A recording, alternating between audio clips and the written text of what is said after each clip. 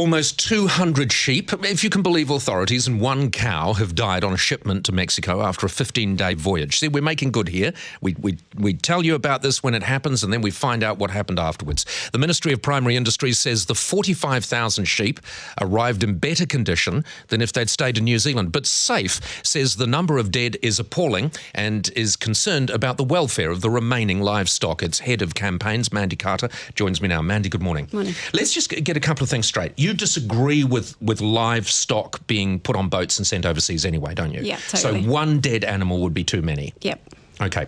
Can I talk to you about numbers firstly?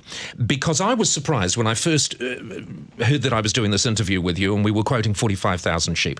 I thought it was 50,000 sheep that was on the boat. Figures have been totally confusing. People have said 50,000, 48, 46, 45. So how are we to know what the real figure was of how many were actually on the boat originally? Well, it's quite important, isn't it? Because they're now telling us that 191 sheep and one cow died on the journey, right? Now, if we don't know how many sheep got on, and they're saying 191 out of 45,000, and there were actually 50,000, then that's a great deal more than 191 mortalities, isn't it? Exactly. But even if it is 192, that is still 192 animals too many. Why are we measuring the success of this shipment on how many animals lived or died? It really is quite appalling. But you have to do that because these animals are a commodity.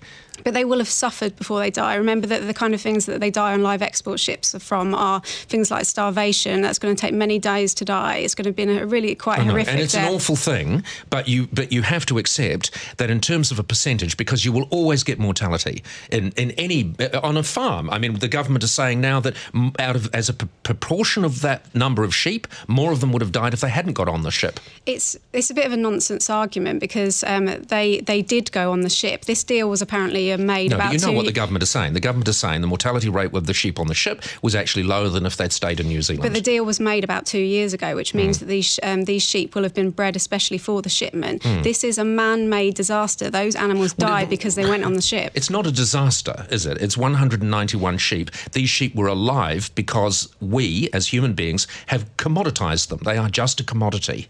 But it's also our responsibility not to let them suffer and to put them on that ship. We doomed them to suffer. Well, did we? Because a huge number of them got off the ship safe and sound. 192 didn't make it, and also because many of them may have been sick, dying from starvation or sickness, who's to say many more won't be dying on the stuck trucks? They've got a 1,000-kilometre journey at the moment. That again is another good point. And so we have to believe the authorities in terms of the numbers that they've given us. And if those numbers are correct, then we lead the world in looking after stock in live sheep exports. I mean, it's a 0.42% mortality rate for sheep, 0.03% for cattle. That is well under the international average. Well, I know we do love to compare ourselves to the Aussies. Apparently theirs is 0.7 at the moment, but that was based on 40 shipments that they did last year. So you can't really compare it to just one that we did this year. And who's to say the next ship there won't be thousands that die? Because by its nature, live export has issues such as the weather can cause animals to break their legs. No, you're right. But then having stock has those issues anyway. That's why more of them would have died if they'd stayed in New Zealand, because we had that cold snap.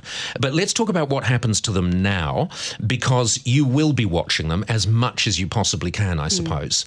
We will. We're working with local activists, but it is going to be difficult to know what happens to them now. We really are deeply concerned about this. A study's shown that about 90% of animals killed in Mexico are killed at local slaughterhouses, not at government looked after abattoirs. Yep.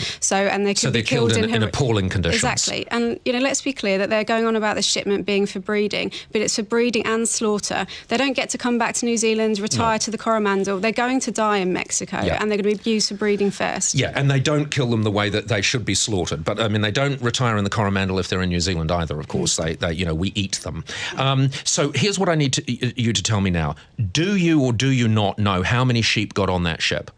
We don't know. Are you trying to find out? Yeah, we've done Official Information Act requests, and we hope that we will find out that figure. But it's extremely concerning that no one seems to know exactly how many went on there. It's extremely concerning that there's 5,000 missing sheep, isn't there? Mandy, thank you very much for joining us. Mandy Carter is head of campaigns for SAFE. I mean, 5,000 sheep have gone missing.